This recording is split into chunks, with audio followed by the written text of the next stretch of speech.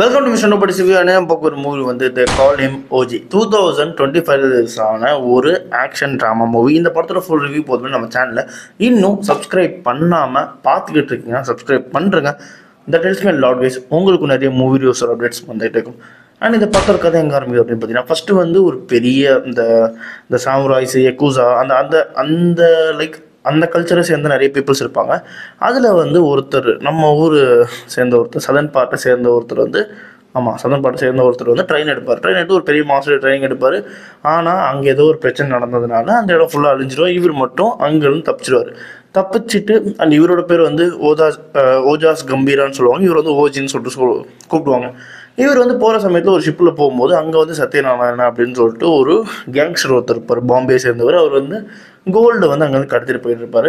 அவருக்கு அங்கே வர பிரச்சனையை இவர் வந்து தட்டி கேட்டு தன்னோட லைக் கட்டானா இருக்கும்ல ஸ்வாட், அதை வச்சு எல்லாரையும் பொழுது அதுக்கப்புறம் வந்து லைக் அவரோட ஐடியாலஜி வந்து பிடிச்சிருக்கும். லைக் காசோ என்னவோ கொடுக்கும்போது இதெல்லாம் எனக்கு வேணாம் அப்படின்ற மாதிரி அவர் ஏதோ சொல்லுவார்.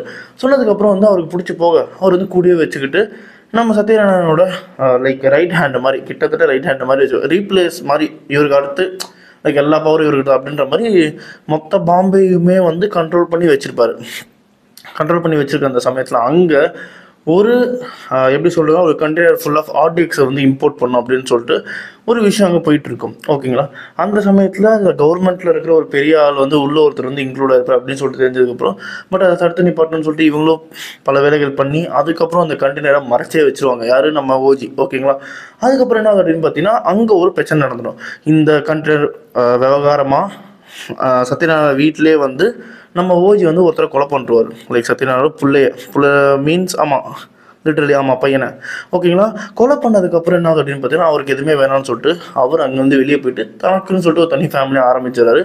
ஸோ அதுக்கப்புறம் லைக் அந்த தொட்டப்பகை வந்து விடாதில்ல அந்த டைமில். ஏன்னா வந்து சத்யநாராயணன் வந்து அந்த பீக்கில் இருந்த டைமில் வந்து நம்ம ஓஜி வந்து அந்த கவர்மெண்ட் அஃபீஷியலோட பையனையும் வந்து லைக் கொண்டு இருப்பார் லிட்டரலி. ஓகேங்களா? அதுக்கப்புறம் இந்த கிளாஷ் வந்து திரும்பியும் வந்து ஆரம்பிக்கும். இந்த எனிமீஸோட அந்த பகையை வந்து திரும்பி ஆரம்பித்து அதுக்கப்புறம் நம்ம சத்யநாராயண குடும்பத்து மேலே கை வைக்கிற சமயத்தில் இவர் வந்து தன்னோட ஃபேமிலியோட இருப்பார். அதுக்கப்புறம் இவங்களுக்கு ஒரு பிரச்சனை தெரிஞ்சதுக்கப்புறம் அவர் வந்து திரும்பி இங்கே வந்து இந்த ப்ராப்ளமை சரி செஞ்சாரா இல்லையா, அதுக்கப்புறம் எல்லா எதிரிங்களையும் தீர்த்து கட்டினாரா இல்லையா அப்படின்ற படத்தோட கதை வந்து ரொம்ப லைக் ஒரு சிம்பிளான ஒரு ரிவெஞ்ச் ஸ்டோரி. அதாவது வந்து படத்தில் எலிவேஷன் சீன் வைக்கலாம்.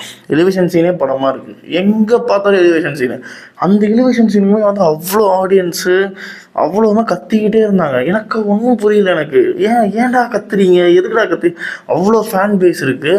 ஆனால் ஏன் இந்த மாதிரி ஒரு பிலோ ஆவரேஜ் படத்தில் வந்து நடிக்கணும் அப்படின்றதான் என் கேள்வி. அதாவது வந்து மாசின் நிறைய இருக்குதான். எனக்கு 2-3 சீன் ரொம்பவே பிடிச்சிருந்தது. ஓகேங்களா? அதை கம்பேர் பண்ணும்போது கதை ஒன்றுமே இல்லை. ஸோ ஒரு நல்ல ஸ்டோரியை பிக் பண்ணி இதே கமர்ஷியல் எலமெண்ட்ஸோடு நடிச்சிருந்தாங்கன்னா படம் நல்லா இருந்திருக்கும். ஆனால் இப்போ வந்து படம் பிலோ ஆவரேஜ் போயிடுச்சு. ஓகேங்களா? ஏன் அப்படின்னு பார்க்குறோன்னா, யூஷுவல் ஸ்டோரி எங்கே பார்த்தாலும் மாஸ் சீனு, அதுக்கப்புறம் ஏ சர்டிஃபிகேட்டு, ரத்தம் வேற பறக்குது. கிட்டத்தட்ட வந்து கதை சிம்பிளான கதையிலே வந்து இதே போட்டு இதே கொடுத்துட்ருக்காங்க. என்ன சொல்கிறதுன்னு எனக்கு தெரியல. ஓகேங்களா? சீரியஸாக சொல்கிறேன். அதாவது அந்த எலமெண்ட்ஸ்லாம் பார்க்கும்போது நமக்கு ஒரு மாதிரி நல்லா இருக்குது, பட் கதை எங்கே அப்படின்ற மாதிரி ஒரு கேள்வி கேட்க தோணுது. அதனாலேயே இந்த படத்துக்கு நான் ஒரு 2.5 டோனஸ் தருவேன். இதேமாதிரி மூவி பார்க்கணும் நம்ம சேனலில் சப்ஸ்கிரைப் பண்ணலாம். மிஸ்டர் நோபடி சந்திக்கிறேன். Bye. Have a great day guys.